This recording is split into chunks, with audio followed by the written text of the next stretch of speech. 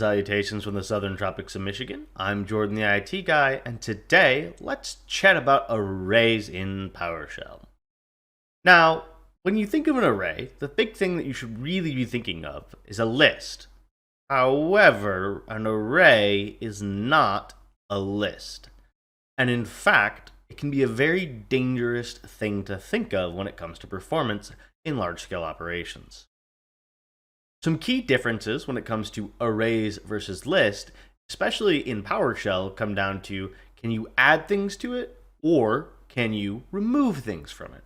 And when it comes to an array, you can't. So what is an array? An array is a collection, essentially, of objects. It's A, B, C, or maybe a series of colors, or maybe a whole bunch of your serials. Now, that sounds a lot like a list, but you need to be careful because it isn't. The important thing, though, is whether it's in a list or it's an array, at the end of the day, it is a series of objects that you can iterate over. And that will be important later on. Let's jump into it. Creating an array is extremely simple. We can do something as simple as $array equals this, and we can then provide a list. Maybe some blue, red, yellow, our primary colors. Now, if we run this, and we then do something like array.getType, we enter, we can see it is in fact an object with a base type of system.array. Now, what this means is that this series of items can be accessed, and the way that you access an item out of an array is by typing the variable name, and then using a square bracket, and then a number. Now, the first item in an array is always 0 when you're working in code, because that's just the way that base numbers work when you're working in code. Now, for PowerShell at least. So if we go over here and we do array 0, it will give us the first item in our array, in this case, blue.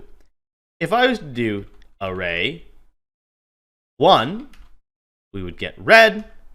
And if we were to, of course, type $array.2, and we were to hit F8, we would get yellow. What's interesting about arrays is that we can also do things like array.length, and hit enter.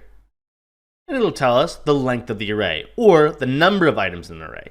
Now it says 3, but what that means positionally is that there is a 0 position item, a 1 position item, and a 2 position item, which is 3 total items. One of the big traps when it comes to an array, though, is that if you were to do something like $array pipe get member, you might notice something in here that says find it, remove. And it's a method. And so we should clearly, based on the typing here, string remove, provide a start index or an index location of the object in the array. Clearly, we should be able to remove an item from the array. I just do quickly here, array dot remove, and then I provide it, let's say 0. Enter. I am in fact not able to do this. This is because an array, when created in this format, or a system array, is what is called a collection of fixed size.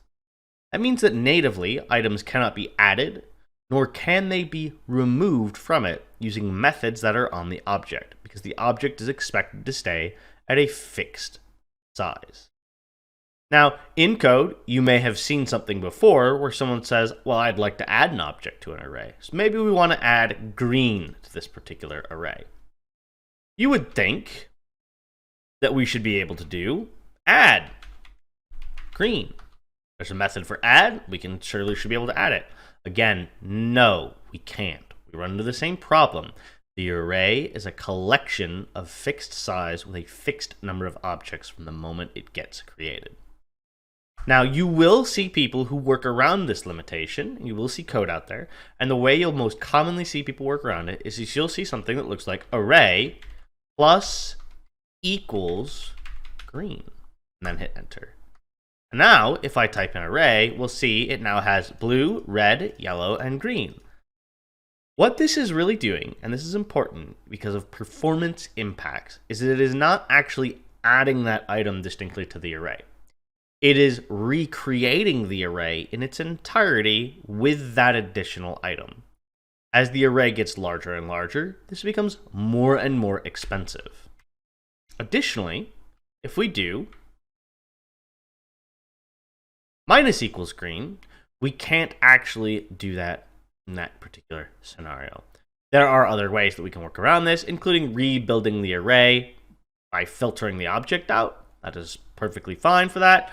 But if you needed to have an item that needed to expand or contract or add and remove items, the better thing to do would be to use a list. We'll talk about lists next time. Thank you. I hope this was helpful and informative, and I look forward to talking to you next week.